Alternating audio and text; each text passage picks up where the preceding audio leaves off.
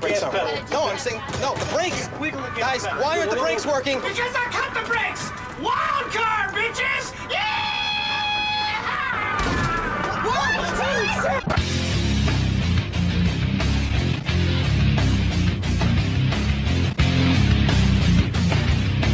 Oh my yes, hello and welcome to your in-ring rundown, ladies and gentlemen. I, of course, am that N-I-K-A-K double G, and if you listen closely, I believe you can actually hear the sound of Vince McMahon smashing the panic button over and over again. This week on Cena After Dark, Raw comes to us from Cincinnati, home of the Bengals, who are quite famous in their division, not necessarily for being a good team, but by proving they are the NBA champ of the NFL by injuring more people in their 52 years as a team than almost any other in the NFL. Raw begins with the chairman of the board, who comes down to the ring with a strut and a power level that can only be rivaled by the Night King himself. He's here to take charge of the rating crisis with his brilliant new ideas, but never mind any of that laughable scenario. Here's Roman Reigns back on Raw after 2 weeks, even though multiple officials said that he would not be allowed. Who could have ever seen this coming? Who could have ever? And this does come with an unforeseen drawback, as even just 2 weeks on SmackDown forced Roman into character development, giving him a new shirt to wear for the first time in years. You know, one that isn't a protective chest pad that he probably shouldn't have been allowed to wear in the first place. How dare he actually attempt to change things up and then show up on Raw, even though they tweeted that he better not do it. Roman Reigns then makes the catastrophic mistake of paying attention to actual continuity in the WWE, calling out Vince McMahon that 4 months ago he declared that the audience would now be the authority of the WWE. My God, Roman, surely you wouldn't accuse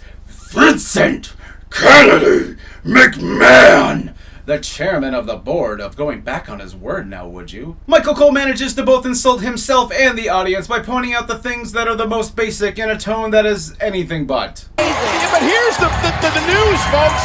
Kofi Kingston, Daniel Bryan, and Roman Reigns are all part of SmackDown Live, but they're here tonight on Monday Night Raw. Kofi Kingston shows up grabbing the mic, here to tell Daniel Bryan that he doesn't have to hide his true feelings anymore. That he didn't have to spend a month meditating as he battled all the shame that consumed him. Kofi's known all along that Daniel has loved him dearly and just wants him to come straight out and say it, not berate the rest of the world out of his own frustration. But never mind all of that, because Vince McMahon, he might be King Vegeta. Hang on a second, I just had an epiphany. What if? Oh yes, the wild card idea, where sometimes surely maybe probably some superstars from Raw or SmackDown can show up on Raw or SmackDown. Surely this will shake things up to a level that has never been seen before. Surely this isn't some sort of panic move that'll make the brand split pointless in about 3 weeks or so. And then Daniel Bryan reveals the ultimate truth. Wait a second. There's nothing about Monday Night Raw that is fun. I know that, Bryan, but without it, what would I have to make fun of every week? I am not here for fun. Well, I'm very sorry to hear that, but I can't help you if you don't tell me what's wrong. And then Drew comes out and says much stuff, and then Vince says much stuff and makes a couple matches, says he's brilliant, and then AJ comes out, and then everyone else kind of just leaves the ring, and then anything can happen in the world of wrestling. We come back from this conveniently placed commercial break where AJ Styles was berating the chairman for his brilliant and wonderful idea. Maybe AJ Styles goes over to SmackDown Live tomorrow night and brings a couple of his friends to Raw. Yes, AJ, I can't wait for you and your friends to go to SmackDown. To Raw. You know I'd make fun of you, but I'm pretty sure at this point Vince McMahon is just spinning the Raw roulette wheel to get ideas. But never mind that, we haven't hit our 30-minute quota of interruptions. So here's the Beast King Slayer himself, Seth Rollins, to challenge the Phenomenal One. Challenging him by showing actual character development and quick wit for the first time in about a year and a half or so. But that is quickly dispatched by Vince McMahon, who achieves full Teddy Long mode by losing his mind and making a delicious tag team match full of the same 4 people that we've seen on Raw week after week. I'm so happy that Raw's under my authority now. I love running my show like this. Actually, it's my show. No. 4 months ago you said it was my show. It's my show. My show. It's my show. My show. The big show! Only 32 minutes into Raw, and the first match of the night takes off with Seth Rollins and AJ Styles teaming up against the wildcard combination of Bobby Lashley and someone with so many titles and accolades that it must be, yes, the Queen of Dragons herself, Daenerys Targaryen. This will they, won't they get along tag team scenario that we've seen only 500 times shows off how good AJ is at getting beat down for about 15 minutes as Seth Rollins does absolutely nothing to help him. Bobby Lashley may or may not know how to pin someone. Center of the ring. Cover now. Here. And Styles kicks out at 2. AJ Styles does the smoothest transition I've ever seen in my life before Bobby Lashley nearly kills himself and AJ with a spear off the apron. And without his trusty hype man that everyone backstage clearly loves dearly, that being Lio Rush, Bobby Lashley makes sure to bounce off every bump with the rubberiness that only rivaled by The Rock and Brock Lesnar. Bobby Lashley may or may not know how to pin someone. Far. Cover here by Lashley. This could be it. And here's the AJ got Corbin struggles to get this scorpion out of his pant leg before AJ Styles attempts to hit him with a phenomenal forearm, accidentally striking Seth Rollins, the Universal Champion, instead. Oh my, who could have ever seen this dissension coming? Not me. Not my. Deeply shamed by his actions, AJ Styles leaves immediately as Seth Rollins is put to sleep by the strongest finisher in the entire WWE, the End of Days. Seriously, no one's kicked out of that finisher. Causing him to suffer defeat to Cincinnati's favorite son. The critics of the critics is here to give us our weekly lashings, but unfortunately the savior is quickly cut short by the second large boss of Metroid Prime, Thordis. Here to silence the Canadian and make us forget that 2 years ago, these two already had a feud where Sami Zayn had complete babyface underdog status that everyone was actually behind. Sami appears ready for battle, but wait, no, he flees from the Braun who can somehow run at 30 miles an hour. Leaving the prey into the backstage area, what will be the ending of this story? Will he be able to catch Sami for dinner? Now here's the Lucha House Party to do some flippy shit, because why should we not treat this show like it's a fucking cartoon with transitions and scenes that make sense as if no real time is actually happening in the back, because storylines make sense and I don't know what I'm talking about? Wait, never mind, here's what's actually happening between Sami and Braun now. Can't stand transitions.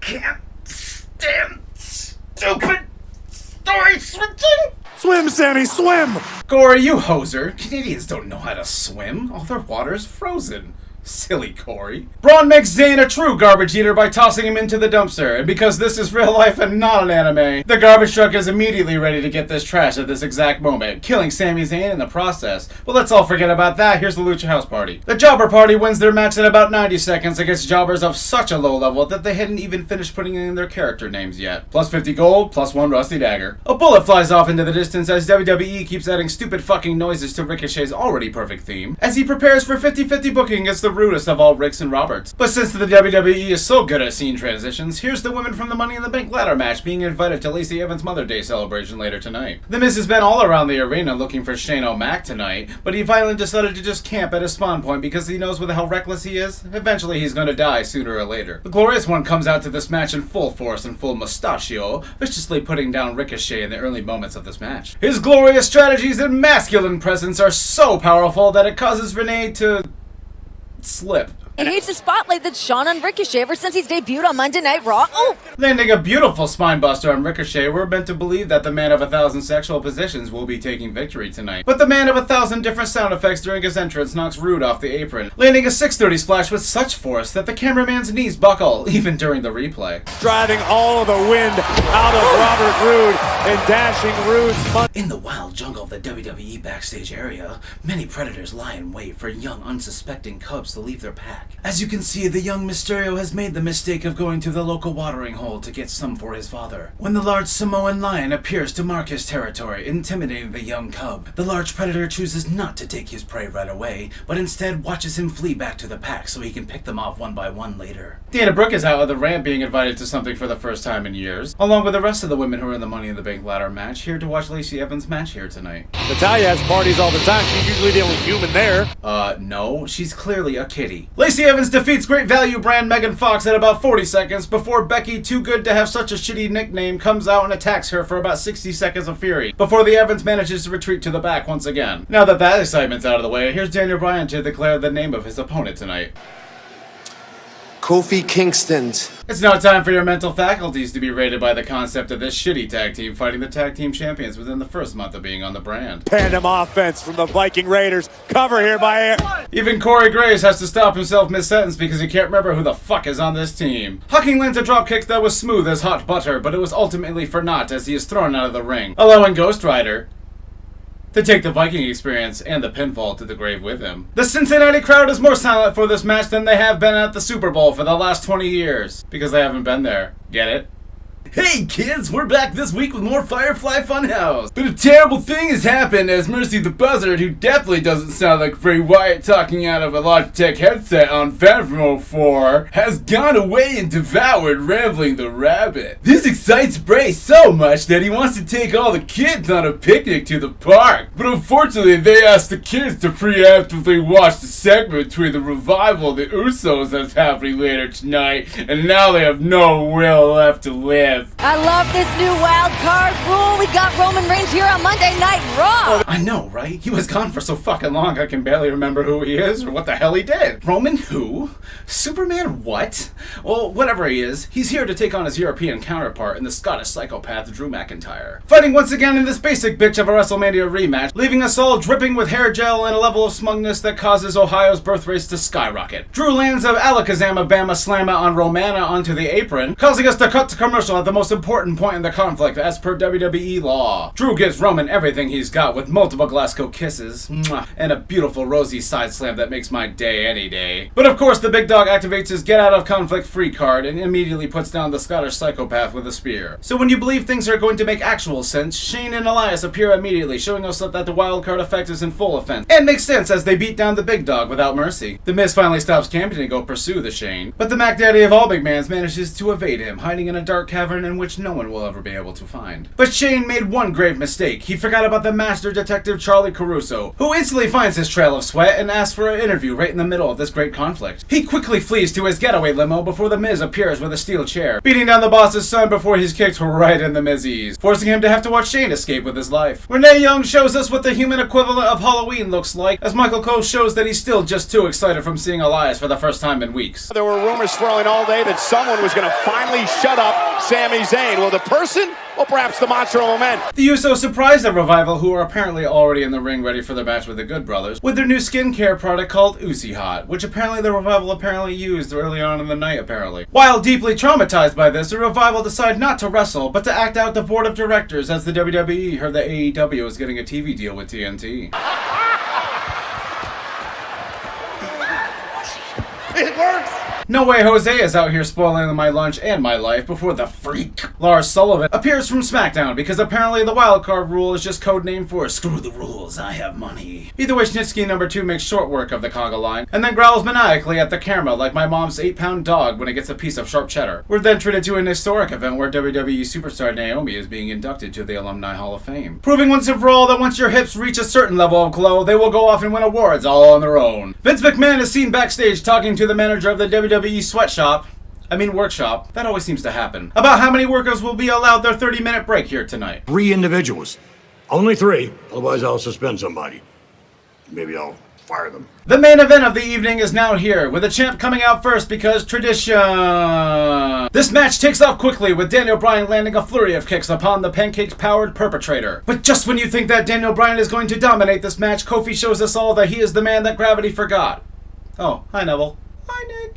Bryan ragdolls Kofi onto the outside, utilizing the 10 count to inflict maximum damage, and then he locks in the low bell lock at lightning speed, causing the Cincinnati crowd to twitch with mild excitement. Kofi breaks free just long enough to be launched over the top rope and hit the floor harder than Corey Graves' jaw hit the floor the first time he saw Mandy Rose. This back and forth match goes nearly 20 minutes before Kofi Kingston cleanly and surprisingly picks up the victory over Daniel Bryan, in a well-fought, well-paced match that had absolutely no interruptions or bullshit to speak of, with an actual positive reaction by the majority of the crowd at the end of the night. Wow, it's almost like wrestling fans were entertained by a well-told wrestling match. Who'd have thunk it? Oh, and that's it for this week's rundown. I want to thank you all for watching. Tune in next week for Money in the Bank's coverage, as I promise to climb that ladder, retrieve the briefcase from the top shelf, and fill it with Sour Patch Kids before walking out the store. And of course, I want to thank all my patrons. You give me the lifeblood to go on. The lifeblood. I need more blood. This has been the man from Earth with all the girth. Be the bitches you know you're worth. Surely this will shake things up a bit to a level that has never been seen before. Surely this... I completely forgot. But since WWE...